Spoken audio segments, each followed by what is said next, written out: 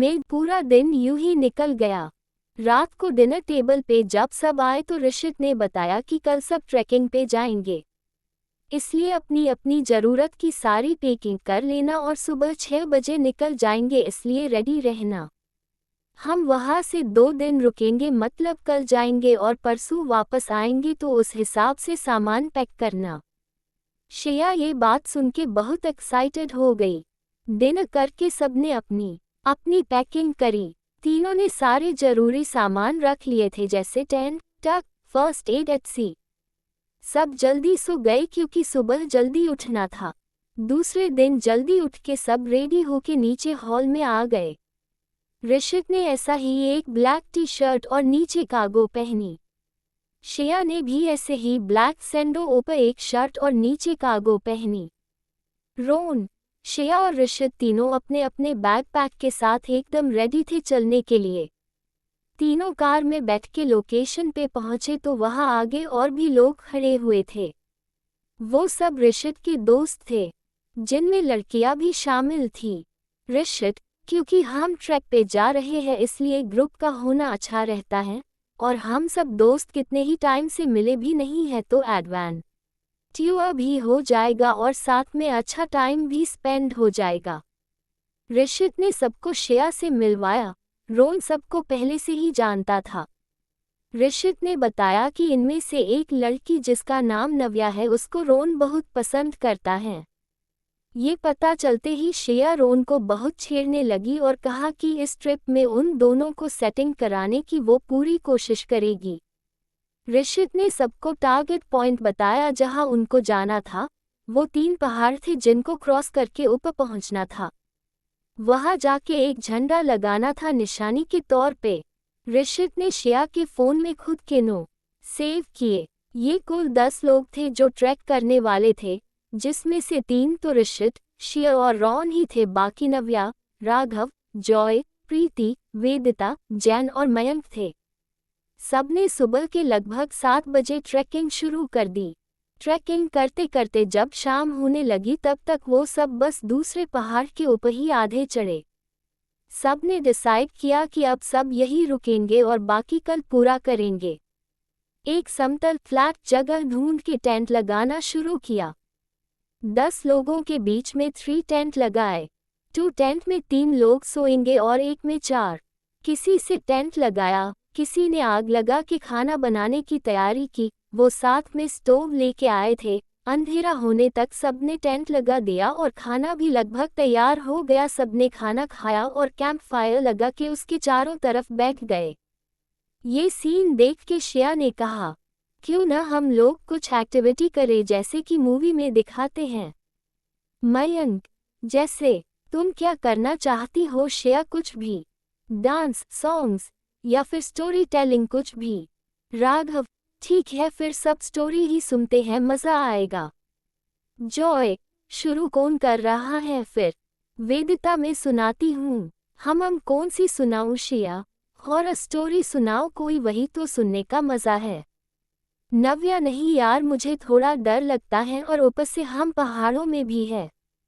राघव, श्रेया सही तो कह रही है, हॉरर में ही मज़ा आएगा। ऋषित बस श्रेया को देख रहा था। उससे अच्छा लग रहा था श्रेया का सबसे बातें करना और कंफर्टेबल होना। श्रेया ने रोन को इशारा किया कि नव्या के पास जाके बैठे क्योंकि उसको डर लगता है। फिर सबने एक एक करके हॉरर स्टोरी सुनना शुरू किया। ऐसे ही करते करते रात की 2 बज गई। सबको नींद भी आने लगी थी। सब सोने चले गए। राघव, जैन और मयंक एक टेंट में, जॉय, प्रीति और वेदिता दूसरे में और ऋषित, श्रेया, रोन और नव्या एक टेंट में सोए।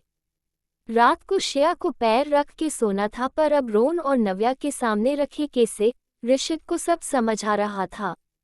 वो मन ही मन हंसने लगा और आंखें बंद करके सोने का नाटक करने लगा। श्रेया ने उसे देखा तो उसको लगा ऋषित तो सो गया। फिर उसने भी सोने की कोशिश की, पर पूरी रात करवट बदलती रही, नींद न आ सकी।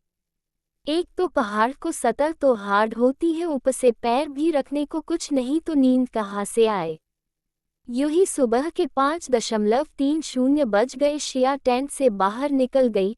बहुत हल्की सी रोशनी थी, ठंडी ठंडी और धीमी धीमी हवा चल रही थी, चिड़िया की चहचहाट बहुत सुकून दे रही थी।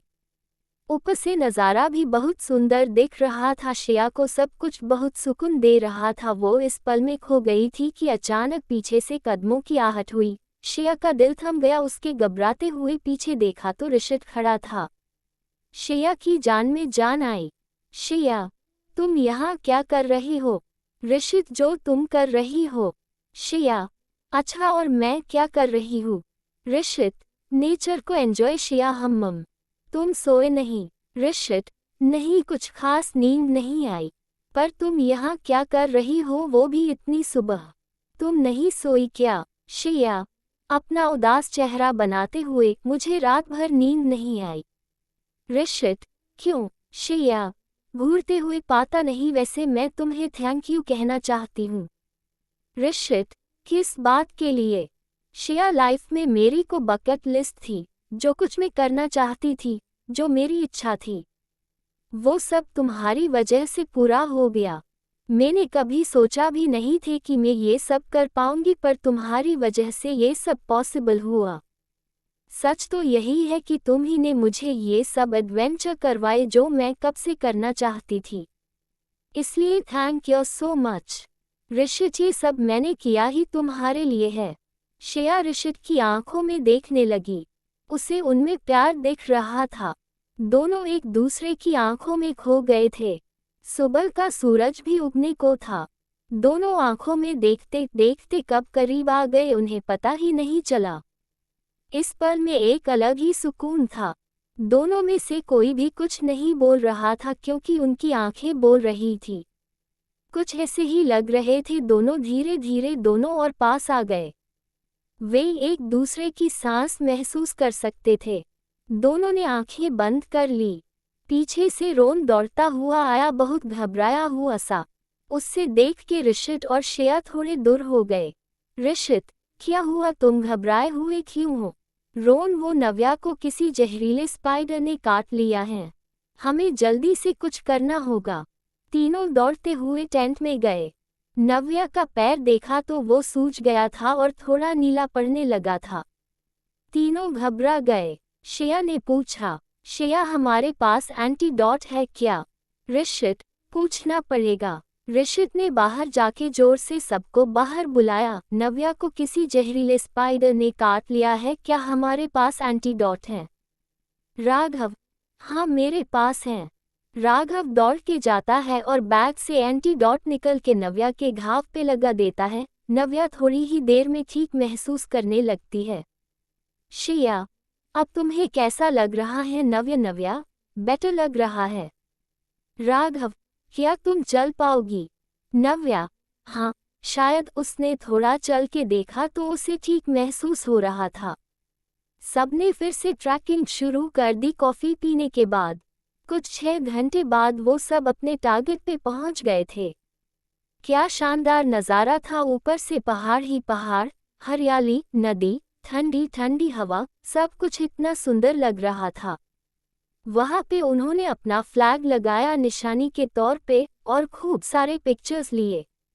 जब से ट्रैक शुरू हुआ तभी से ऋषित ने चुपके से श्रेया के बहुत सारे पिक्चर्स लिए। कुछ देर ऊपर रहकर सबने खाना बनाया और खा के वापस रवाना हुए। शाम तक सब नीचे पहुंच गए। ट्रैकिंग की कामयाबी और बहुत समय बाद मिलने की खुशी में सबने आज रात को पार्टी करने की सोची और डिसाइड किया आज की पार्टी जॉय के घर पे करेंगे, क्योंकि उसका घर बाकी सब में सबसे पास था। सब जॉय के घर पे गए और नहा के रेडी होने लगे। आगे की कहानी अगले भाग में। जय हिंद।